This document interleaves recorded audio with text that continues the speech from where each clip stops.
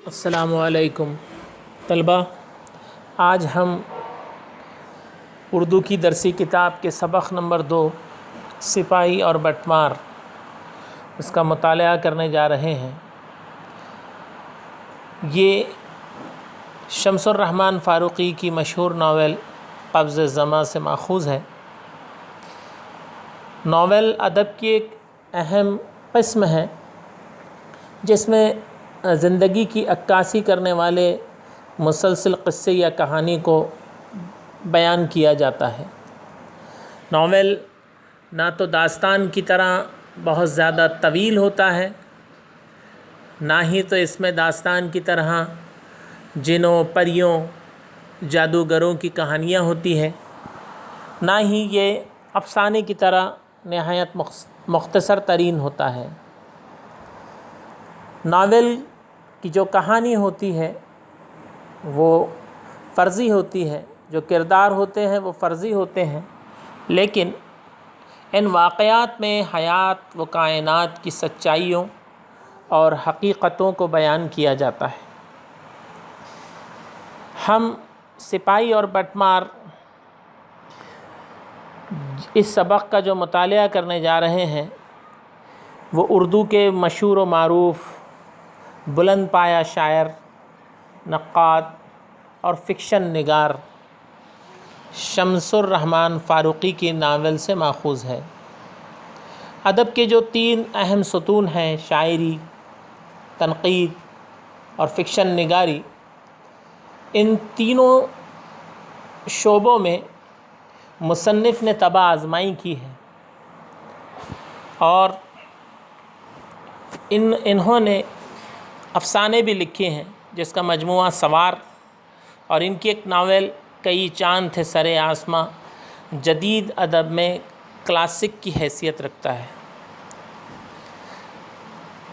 مصنف میر و غالب کے اشعار کی تشریح و تعبیر میں مغربی تنقیدی نظریات کے پہلو بہ پہلو کلاسیکی نظام فن کو خصوصیت کے ساتھ مد نظر رکھتے ہیں۔ ان کی پہلی تصنیف لفظ و معنی ہے۔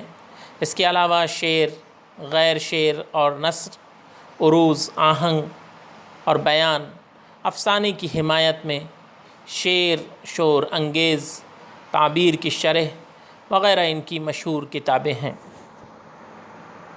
آئیے ہم ناول کو پڑھنے سے پہلے ناول کے اجزاء ترکیبی کو بھی جان لیں۔ ناول کی ویسے ابتدا مغربی ادب سے ہوئی اور ہمارے یہاں وہ مغرب ہی سے آیا۔ اردو میں ڈپٹی نذیر احمد کا جو ناول ہے میرات العروس، جو 1869 میں شائع ہوا، وہ اردو کا پہلا ناول تسلیم کیا جاتا ہے۔ ناول کے اجزاء ترکیبی میں جو خاص اور اہم نکات ہے وہ یہ ہے کہ اس میں سب سے پہلے بنیادی طور پر کوئی کہانی یا قصہ ہوتا ہے۔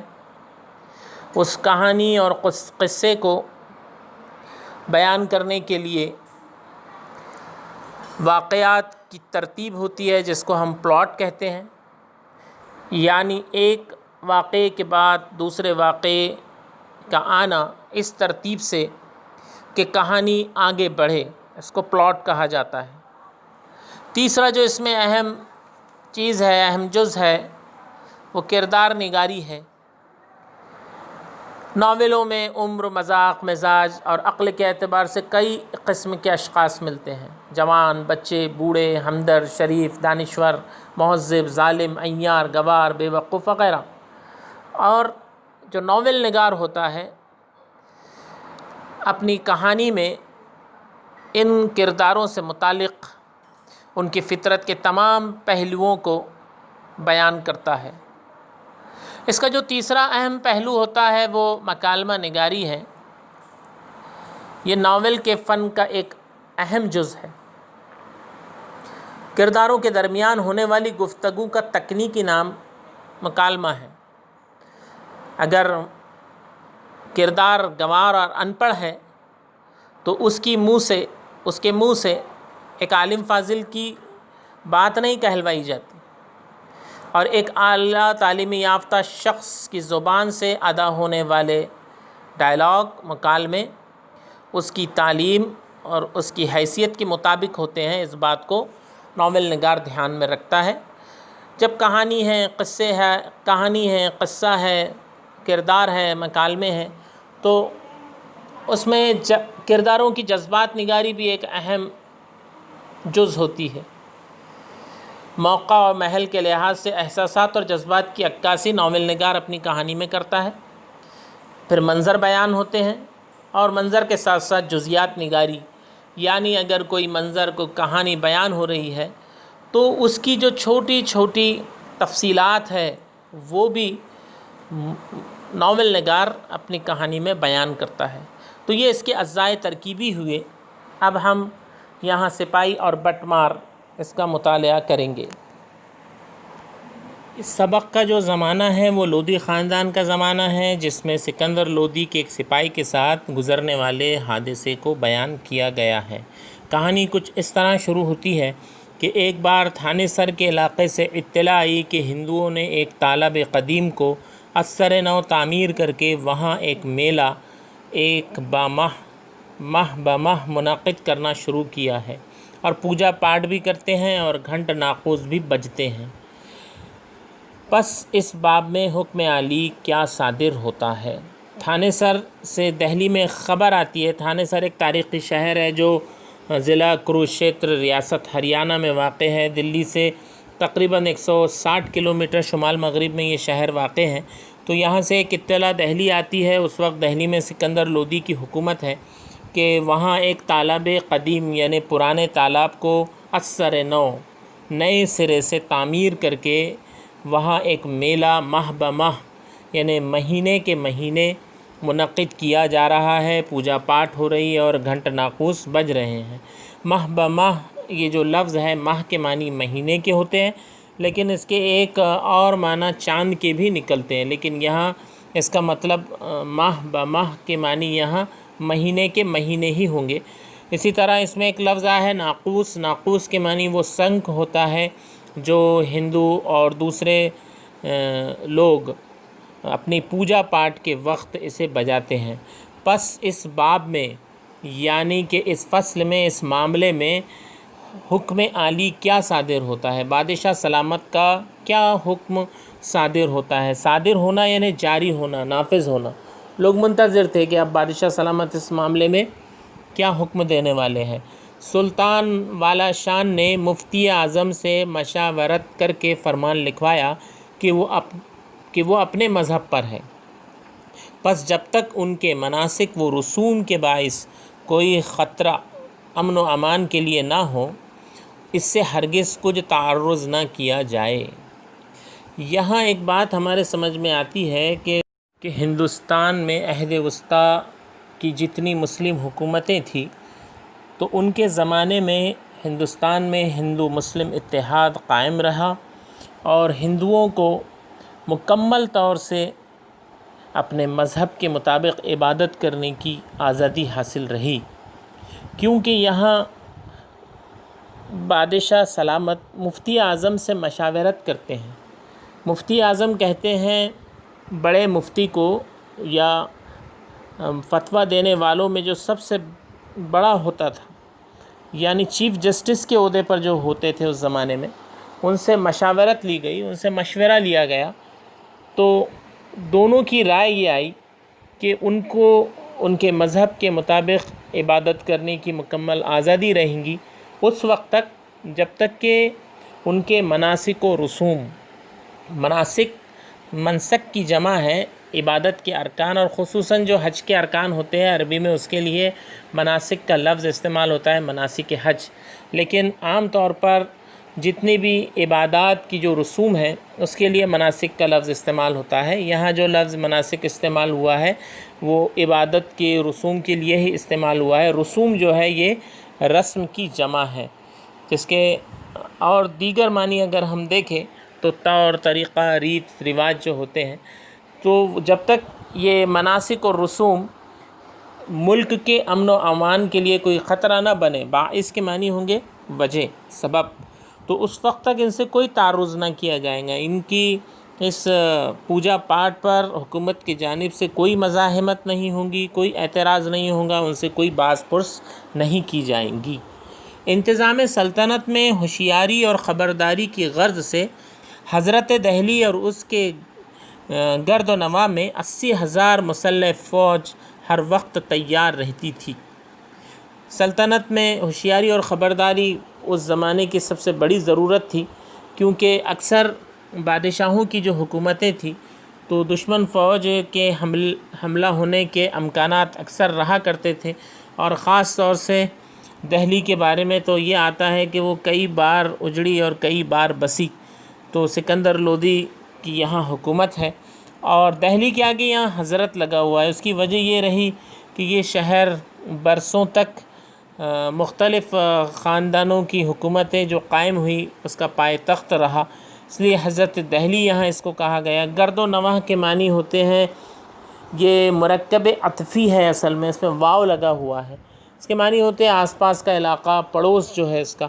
تو 80,000 فوج اس کے اطراف میں بادشاہ سلامت کی تھی۔ اس کی وجہ یہ تھی کہ کہیں سے اگر ذرا بھی بد امنی کی کوئی خبر آئے، کہیں بھی اگر کوئی بغاوت یا بد امنی ہو تو جیوش سلطانی حرکت میں آ گئے۔ جیوش یہ جیش کی جمع ہے، جیش کے معنی لشکر کے ہوتے ہیں، تو جیوش سلطانی یعنی سلطان کی فوج، سلطان کے لشکر حرکت میں آ جایا کرتے تھے۔ تغلق آباد، غیاث پور، بیگم پورہ، سیری اور کیلو کھیڑی جو پائے تخت کے پرانے شہر تھے، ان سب میں میدان وسیع و مرتفع و مسطح دیکھ کر فوجوں کے لیے مقرر کر دیے گئے تھے۔ اس میں یہاں پائے تخت یعنی دہلی کے 5 پرانے شہروں کے نام آئے ہیں، اور ان 5 شہروں کے جو میدان تھے، وسیع میدان تھے، وسیع کے معنی فراخ، چوڑے اور کشادہ کے ہوتے ہیں، تو ایسے میدانوں میں مرتفع کے معنی ہوتے ہیں، اصل میں یہ لفظ ارتفاع سے بنا ہے جس کے معنی اونچائی کے ہوتے ہیں۔ تو مرتفع، ارتفاع یعنی اونچا، مرتفع یعنی ایسا زمین کا ایسا علاقہ جو دوسرے علاقوں سے اونچا ہو۔ اور اسی طرح ایک لفظ استعمال ہوا ہے یہاں مسطح، مسطح یعنی ہموار، سپاٹ۔ تو ایسے جو میدانی علاقے تھے اس میں فوج کو رکھا گیا تھا، فوج کے لیے وہ مقرر کیے گئے تھے۔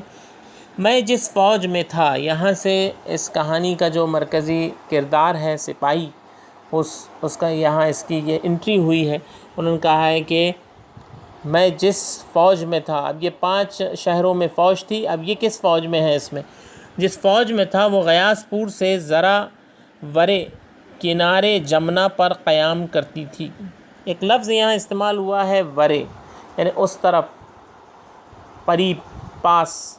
تو کنارے جمنا کے پاس غیاث پور جو گاؤں تھا، جو اس کا پرانا ایک شہر تھا، اس جگہ پر جو فوج قیام کرتی تھی اس میں یہ سپاہی اس فوج کا تھا۔ اس ندی کو جن نے دیکھا ہے وہی اس کے وسیع پاٹ کا قیاس کر سکتے ہیں۔ جن لوگوں نے اس ندی کو دیکھا ہے، جمنا کو، تو وہ ان کو پتہ ہے کہ اس کا پاٹ کہتے ہیں 2 کناروں کے درمیانی فاصلے کو، اس کا پاٹ کتنا بڑا ہے، وہی لوگ اس کا قیاس کر سکتے ہیں۔ قیاس کرنا یعنی اندازہ لگانا، گمان کرنا، خیال کرنا۔ برساتوں میں ندی پر دریائے اعظم کا گمان ہونے لگتا۔ جب برساتوں کے دن ہوتے اور جب شدید بارش ہوتی اور ندی میں سیلاب آتے تو یہ ندی دریائے اعظم میں گویا تبدیل ہو جاتی، یعنی ایک بڑے دریا میں۔ اعظم کے معنی ہوتے ہیں بڑے کے۔ غازی آباد میں ہنڈن کے ورلے کنارے سے کچھ آگے جنوب کی طرف سے لے کر اوکھلے تک کا سارا علاقہ پانی سے بھر جاتا تھا۔ یہ پرانے شہروں کے نام آ رہے ہیں۔ غازی آباد سے ہنڈن تک کا جو علاقہ ہے جنوب کی طرف سے وہ پورا پانی سے بھر جاتا۔ اس بنا پر اس علاقے کو خلق اللہ کنزن پٹ پڑ گنج کہنے لگی تھی۔ پورا پانی ہی پانی اس میں ہوتا، جہاں سے چلنا پھرنا لوگوں کا دشوار ہو جاتا، اس لیے خلق اللہ یعنی اللہ کی مخلوق، یعنی لوگ، مراد لوگ، کنزن اس کو پٹ پڑ گنج کہتے تھے۔ حالانکہ وہاں مچھروں، پسوؤں، جونکوں اور دیگر لسع کیڑوں کے سوا گنج کے نام پر کچھ نہ تھا۔ گنج کے جو معنی ہوتے ہیں وہ خزانے کے ہوتے ہیں، لیکن یہاں مزاح، طنز و مزاح کا استعمال کیا ہے مصنف نے۔ انہوں نے سپاہی کی زبانی یہ کہا کہ نام تو اس کا پٹپڑ گنج تھا، لیکن وہاں خزانے کے نام پر مچھر، پسو، جونکیں اور دوسرے زہریلے کیڑے ہی تھے۔ جونک جو ہے وہ ایک کیڑا ہوتا ہے جو آدمی کے جسم سے خون چوستا ہے، اور بعض حکیم جونک کے ذریعے سے انسان کے فاسد خون کو بھی باہر نکالتے ہیں۔ تو یہ مچھر اور پسو اور جونکوں اور دیگر لسع کیڑوں کے علاوہ اس پٹپڑ گنج میں اور کوئی دوسری چیزیں نہ تھی۔ تو یہاں یہ میں نے 2 اقتباس لیے ہیں۔ اب اس کی ہم مشقی سرگرمی کی جانب آتے ہیں، تو ہمیں سب سے پہلے یہ خاکے پر مبنی سرگرمی ہے۔ آپ کو جو نظر آ رہی ہے پرانے شہر، آپ کو 5 شہر میں نے جیسے آپ کو پہلے بتایا آئے ہیں اس میں: تغلق آباد، غیاث پور، بیگم پورہ، سیری اور کیلو کھیڑی۔ تو اس میں سے آپ کو کوئی 4 پرانے شہروں کے نام ڈھونڈ کر ان میں لکھ دینا ہے۔ اسی طرح ایک اور سرگرمی ہم یہاں کر رہے ہیں کہ ہم کو اس اقتباس سے متضاد الفاظ چن کر لکھنا ہے۔ تو جدید کا متضاد لفظ ہم کو تلاش کرنا ہے اس میں۔ اگر ہم اس اقتباس کو دیکھیں تو پہلی لائن میں ہمیں ایک لفظ نظر آتا ہے قدیم، جو کہ جدید کا الٹ ہے، متضاد ہے۔ اسی طرح تنگ یا کوتا کا متضاد لفظ ہم کو تلاش کرنا ہے، تو یہ ہمیں پیراگراف نمبر 2 کی لائن نمبر 4 میں اگر ہم آئے، یا پھر پیج نمبر 8 کی لائن نمبر 3 اگر دیکھیں، تو وسیع ایک لفظ آیا ہے جو کہ تنگ اور کوتا کا متضاد ہے۔ اسی طرح اس پیراگراف میں سے ہم کو واحد جمع تلاش کرنے ہیں۔ میں واحد، آپ کو سوال میں واحد ہے، آپ کو اس میں سے تلاش جو کرنا ہے وہ جمع تلاش کرنا ہے۔ منسک یہ واحد ہے، اس کا جو جمع ہے وہ اس پہلے پیراگراف کی لائن نمبر 3 میں اس کی جمع آتی ہے مناسک، اور رسم یہ واحد ہے اور اس کی جمع رسوم آتی ہے۔ اسی طرح مذاہب کا واحد آپ کو اس میں سے تلاش کرنا ہے، وہ بھی لائن نمبر 3 میں مذاہب کا واحد مذہب یہاں استعمال ہوا ہے۔ اسی طرح ایک اور جمع اس میں استعمال ہوئی ہے، تو آپ کو سوال میں واحد دیا جا رہا ہے جیش، جیش کی آپ کو جمع تلاش کرنا ہے، وہ پیج نمبر 8 کی لائن نمبر 1 میں آپ کو نظر آئیں گی، جیوش، جیش کی جمع جیوش۔ اسی طرح ایک اور ذخیر الفاظ پر مبنی سرگرمی ہم کو یہاں کرنا ہے کہ درج ذیل سے اسم بنائیے۔ اسم دیا گیا ہے سوال میں، اور اس سے آپ کو اسم بنانا ہے۔ صفت دی گئی ہے، اس سے آپ کو اسم بنانا ہے۔ تو صفت ہے مشاور، اس سے اسم آپ کو تلاش کرنا ہے۔ یہ آپ کو لائن نمبر 3 میں نظر آئے گا، مشاورت، مشاورت یہ اسم ہے اور مشاور جو ہے یہ صفت ہے۔ اس طرح اس پر یہ مشقی سرگرمیاں تھیں۔ انشاءاللہ باقی سبق کی تفہیم، اس کی وضاحت اور اس پر مبنی مشقی سرگرمیاں ہم اگلی کلاس میں انشاءاللہ سیکھیں گے۔ السلام علیکم، شکریہ۔